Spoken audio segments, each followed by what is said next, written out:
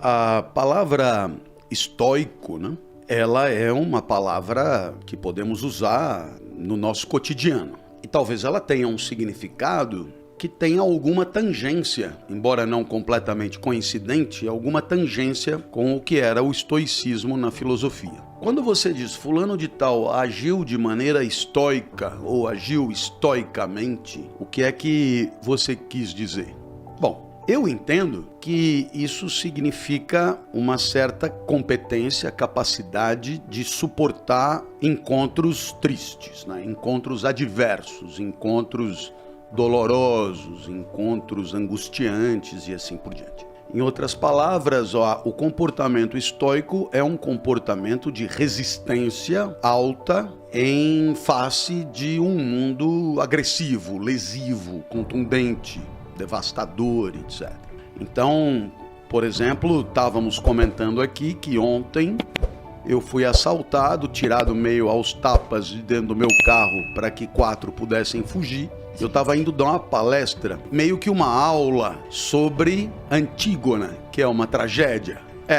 Então, aí eu podia ter voltado para casa, né? Pô, eu terminei no chão da rua e podia ter concluído que não tinha condição de dar aula. Mas não, né? Peguei o carro, peguei o táxi que estava atrás.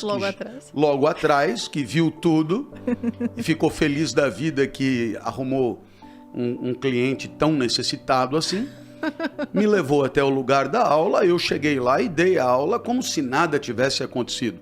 É um exemplo de um comportamento estoico. Sim. Um comportamento que mostrou uma certa resistência ante o infortúnio, ante acidentes entristecedores, né? Bom, então, digamos que isso seja para o senso comum. Claro está que quando você fala do estoicismo, você tem essa palavra estoico mais o famoso ismo. E eu entendo que toda vez que tem o ismo, nós estamos diante de um conjunto de pessoas que pensa parecido, não é?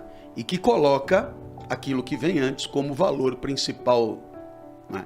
Ou como um valor de destaque importante. Então vamos lá. Liberalismo. Conjunto de pessoas que pensa parecido e que tem a liberdade como um valor importantíssimo. Sim. Comunismo.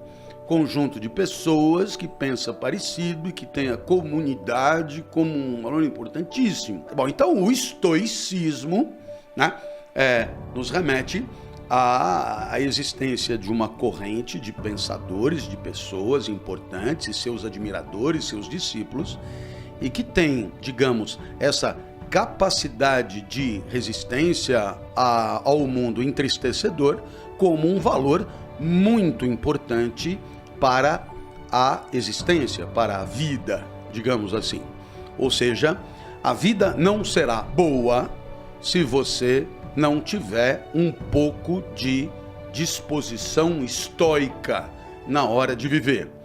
Ou seja, se você for um frouxo, alguém que se deixa abater de maneira muito significativa ante qualquer encontro ou acidente entristecedor, você não poderá ter uma vida boa.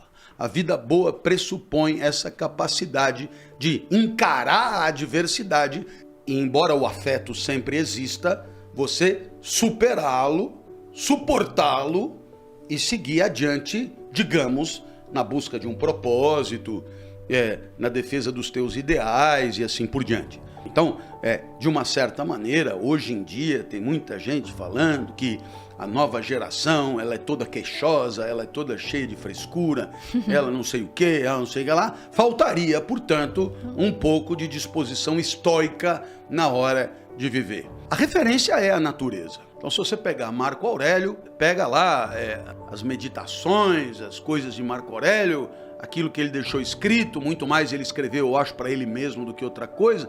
Marco Aurélio era imperador, certo?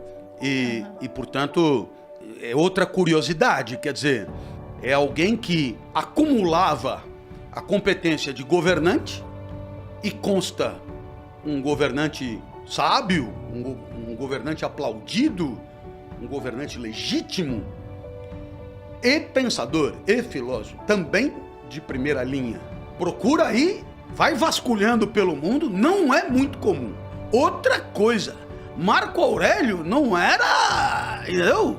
Governador de Chipre. Era tipo imperador de Roma, sabe assim? Tipo metade do mundo, 3/4 do mundo, sei lá. Não era insignificante, certo? Então ele era um baita imperador e um baita pensador. Então, retomando, jeito grego de pensar. Os gregos estavam convencidos, e aqui eu me refiro a um mainstream, a um jeito dominante. É claro que havia grego que não concordasse nada com isso, mas que o universo fosse cósmico. E cosmos quer dizer ordem. Então vamos lá, isso significa o quê? Que o universo funcionaria ou como uma máquina, ou como um organismo vivo, ou como... ele seria finito e ordenado, organizado. Isso significa que ele tem um funcionamento enquanto todo. Isso é importantíssimo. Um funcionamento enquanto todo. E as suas partes constitutivas, elas que permitem esse funcionamento enquanto todo. Então, significa que cada parte tem, digamos, um papel a desempenhar nessa máquina, né? Então, se você imaginar que o teu organismo funciona como um todo e precisa que o intestino funcione, e o intestino tem um papel, a partir do momento que uma parte dá chabu, uma parte claudica, uma parte não desempenha o seu papel adequadamente, por efeito dominó, aquilo vai prejudicando o desempenho das outras partes e afetando, comprometendo o funcionamento do todo. Tá vendo esse jeito de pensar? Não. Sim. Então, claro, precisa de uma premissa. O universo é finito, é ordenado, e papá, tudo isso é premissa. Agora, curiosamente, se você pegar os livros dos estoicos, nenhum deles apresenta isso que é para eles uma obviedade. Nenhum deles pega você pela mão e apresenta isso. Olha o que eu estou dizendo e tal. Então, olha, quando Marco Aurélio diz que você precisa descobrir a tua natureza, precisa agir de acordo com a tua natureza, precisa daquilo, isso faz sentido se você tiver essas informações prévias, né? Então, vamos lá. Do mesmo jeito que o intestino me permite evacuar, e ele precisa evacuar para o organismo todo funcionar bem, todo o resto, tudo no mundo tem um papel, tudo no mundo tem uma função, ergon. Todo mundo tem uma função, né? E naturalmente, as coisas da natureza, regidas pelo princípio da necessidade, cumprem esse papel necessariamente, digamos assim. E mais um elemento interessante. Na natureza, tudo é muito adequado para cumprir esse papel. Uhum.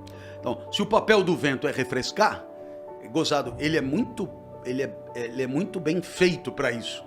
Porque ele é feito de ar que circula, e ar que circula ajuda mesmo a refrescar.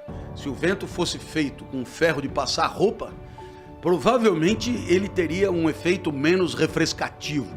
Então, há uma adequação entre o que as coisas são e aquilo para o que elas servem. E é por isso que elas são como elas são, porque elas servem ao seu propósito. Então, de uma certa maneira, nós também precisamos descobrir qual é a nossa praia, precisamos saber, de certo modo, quem somos para entender qual é o nosso papel no universo. Então, isso é imprescindível. E desempenhar os papéis corretamente. Corretamente? Não é corretamente, é pouco. É desempenhar o seu papel com excelência. Arete, com excelência. E havia, portanto, o conceito de arete, o conceito de excelência. E o mais legal do conceito de excelência, no meu ponto de vista, é que ele é um hábito. Então, quer dizer, não é o cara fazer chover na final do campeonato. Uhum. Tipo Ganso, assim, né? Paulo Henrique Ganso, um craque de bola, né? Mas não é sempre que ele arrebenta. Mas quando ele arrebenta muito. Ele joga muito porque ele tem classe mesmo. Ele é bom de bola, mas é um pouco irregular. A excelência não é isso. E o fato de ser um hábito não quer dizer só que você faça de segunda a sexta. É mais do que isso. Você não precisa nem pensar para fazer. Então, quer dizer, você nem se dá conta, mas você já está fazendo o melhor que consegue. É mais ou menos o que está acontecendo aqui. Ah, professor, eu nem estou entendendo nada do que o senhor está falando. Não importa, é o melhor que eu consigo fazer. Porque essa é a ideia da excelência. Tirar o melhor de si, sem precisar nem pensar sobre isso. Agora, observe, não é um padrão idêntico para todos. É tirar o melhor de si, nos limites da própria natureza. Sim. Então, veja que curioso. Você pode ser excelente e não ser bom. E isso é muito louco. Por quê? Lembra que tinha regular, bom, ótimo e excelente. Na verdade, esses conceitos, eles não são conceitos possíveis, porque eles não se referem à mesma coisa. Uma coisa boa, ela transcende o particular. O excelente não transcende o particular. É o seu excelente. O excelente é o meu excelente. Então eu posso ser excelente e não ser bom. O estoicismo é muito isso. É uma sabedoria que te ensina a não se revoltar com o que é, mas te ensina a não se revoltar com o que é, te explicando que as coisas não giram em torno de você, né? Mas assim, a natureza vem rodando, sabe? Digamos, a materialidade do mundo, e quando eu digo mundo é filosoficamente, porque eu estou falando mesmo do universo, do todo, né? Aquilo vem, né? Quer dizer, se você imaginar que a Terra está girando em torno do Sol numa velocidade que, se ela fosse um ponto, ela iria de São Paulo ao Rio em 9 segundos, né? Se você imaginar que o Sol está girando em torno do centro da galáxia numa velocidade ainda muito maior. Se você imaginar que o Sol é mais ou menos 120 vezes o tamanho da Terra e está girando em torno do centro da galáxia, no braço de Órion, numa velocidade absurda, etc e tal, e aquilo vem... Né? E você que é um grão nessa história, apareceu no turbilhão, né? Aí você olha pro turbilhão e diz, que porra é essa? Não estão me vendo aqui? E tal, né? Quer dizer, ele não tem entendido que no final das contas não é você. É uma engrenagem colossal da qual você faz parte numa insignificância absurda em relação ao todo, mas numa importância máxima em relação a você, em que você, obviamente, ou entende que as coisas são como são, tipo, o planeta Terra é insignificante em relação ao Sol, o sistema solar é insignificante na Via Láctea, e a Via Láctea é insignificante em relação ao resto das constelações, e que, portanto, a coisa é o que é, e você é o que é. Agora, dentro do que é, a ideia é que seja o melhor possível. Não é assim, coisa é grande, o negócio é grande, meteoro, não sei o quê, a Terra é uma porrinha, e a coisa e tal. Então, velho, eu vou sentar ali e vamos esperar essa porra passar, daqui a pouco eu morro e tá tudo certo, né? Não, é bem o contrário. Quer dizer, a coisa vem e você, agora veja, enxergando a coisa do outro lado, e você teve o privilégio cósmico de existir. Porra, já que você existe, quando haveria zilhões de ocorrências que não te fariam existir, porque bastaria um espermatozoide torto entrar na frente do seu e pronto, já não seria você. Então, já que a vida é quase uma impossibilidade, quase raiz de -1, mas ela é uma grande improbabilidade, velho, então é o seguinte, deixa eu ver quem eu sou e aí eu vou viver e naturalmente eu viverei a melhor vida possível se eu explorar o que eu tenho de melhor. De melhor. Ah, mas eu não queria ser explicador, né? Eu queria ser jogador de golfe. Velho. Então, mas você, no meu caso, que tenho 9% da visão de uma pessoa normal. Então, você não enxerga nem o buraco, nem o taco, nem a bola, nem não sei o quê. Então, evidentemente... Não vai rolar. Não vai rolar ser jogador de golfe. Então, é isso aí. Agora, essa aceitação de um lado, e a parte que depende de nós, de outro lado, é que fazem a equação da sabedoria. Metade da vida depende de você. A outra metade não depende de você. Na sua vida tem coisas que você pode controlar e coisas que você não pode controlar. Mas que apresenta esse aspecto do estoicismo que me parece fundamental, que é a capacidade de conferir ao instante vivido toda a sua relevância, todo o seu valor, toda a sua potência, toda a sua intensidade, toda a sua força, né? Então, a título de exemplo, eu aqui nesse podcast. Você pode nem estar achando o máximo que eu estou falando, porém, saiba, aqui eu estou 200% focado no que eu estou falando. Não tem essa de saber, escuta, esse pessoal não vai almoçar, ou que hora essa porra termina. Não existe espaço para isso, por quê? Porque existe uma imediatidade do tempo presente que é preenchedora da existência. E é aqui que ele falou, faça como se fosse a última vez que você está fazendo aqui. Porra, se o cara virar para mim e falar, malandro, é o seguinte, a coisa acaba amanhã, se vira 24 horas, eu vou arrumar aula para dar. E por quê?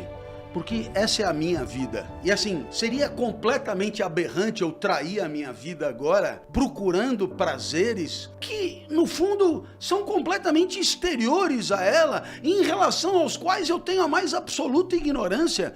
A minha vida toda foi essa aqui, e isso aqui é o que eu faço de melhor, isso aqui é o que eu gosto de fazer, e é isso aqui que eu farei até o último dia.